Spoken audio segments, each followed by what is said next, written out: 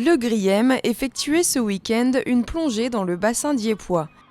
L'association de 9 plongeurs passionnés créée en 2000 réalise des missions dans le but d'étudier les vestiges du passé gisant dans les profondeurs de la Manche. Pour ce faire, ils utilisent des outils qui ont déjà été produits par des collègues archéologues ou encore l'aide des pêcheurs qui retrouvent parfois des trésors. On est à notre 5e livre quand on raconte donc l'histoire des épaves entre Le Havre et Le Tréport. On part donc avec des fichiers de base, des fichiers CHOM, où donc les CHOM, c'est les gens qui tracent donc les cartes marines, qui fabriquent les cartes marines, avec un certain nombre d'épaves qui sont plus ou moins précises.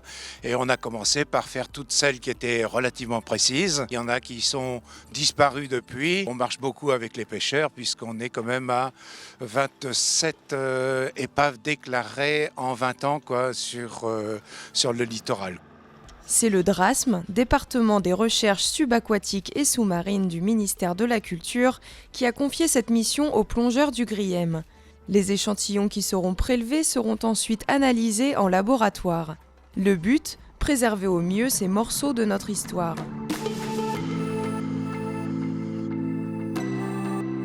L'intérêt pour le DRASM, c'est d'avoir un recensement de l'ensemble de ces épaves, de mieux connaître leur histoire et de pouvoir élaborer des théories sur le trafic maritime au travers des époques. Dans le cadre précis de ce programme SOS, nous nous intéressons aux épaves métalliques, donc avec une coque métallique, donc épaves 18e, 19e, 20e. Et sur lequel on va essayer de lutter contre la corrosion. On s'aperçoit qu'au bout de 60, 100 ans, les coques s'effondrent et donc on perd un certain nombre d'informations sur ces épaves, mais on perd aussi des informations par rapport à la biodiversité qui a pu s'implanter sur ces coques métalliques.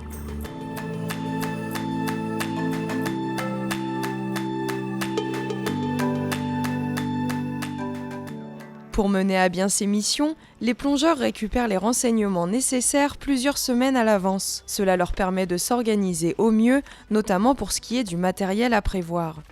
Ce qu'il faut surtout bien cadrer, c'est l'objectif de la mission de chacun. Donc ça dépend en fait des besoins des laboratoires. Planifier tout ça, savoir très précisément ce que chacun doit faire, emporter le strict nécessaire d'outillage en fonction des missions de chacun. Surtout ne pas en prendre plus, ne jamais en oublier parce que sinon c'est la mission qui capote. Les fonds marins regorgent de secrets encore inconnus, mais nous en apprenons toujours un peu plus grâce à des associations comme le Griem. Ils sortent dans quelques semaines leur dernier ouvrage et vous présenteront leurs travaux sur leur stand lors de la prochaine fête de la mer.